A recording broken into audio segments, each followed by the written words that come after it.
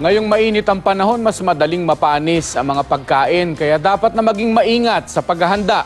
Sa Alaminos City, Pangasinan, nalason ang 7 magkakamag-anak dahil umano sa pinagsaluhang adobong manok. Makibalita tayo kay Joan Ponsoy ng GMA Dagupan. Pare-parehong sumakit ang tiyan, nagsuka at nagdumi ang 7 miyembro ng pamilya Kiam ng Barangay Lucap, Alaminos City, Pangasinan. Ang dahilan daw ng kanilang pagkakalason, ang pinagsaluhan nilang adobong manok. Bigay po ng guest na galing pong 100 Islands. Inamoy na po namin, bago kinain.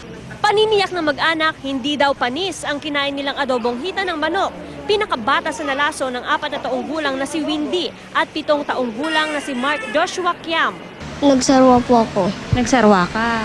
Kanya pa ngayon napasamak niya. Tinakbo po ako dito sa ospital. Na-confine noon pang Biyernes ng hapon sa Western Pangasinan District Hospital ang mag-anak, pero nasa mabuti na raw silang kondisyon. Contaminated kasi lalo na ngayon mainit po yung panahon. Usually pag kinover mo yung food nasa lagayan yan, pag namuo, kunyari nagkaroon ng moist, ang bacteria po, prone siya sa growth ng bacteria.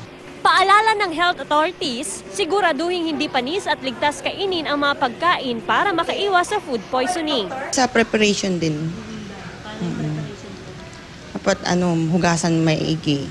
Joan Punsoy, Nagbabalita, Pilipinas.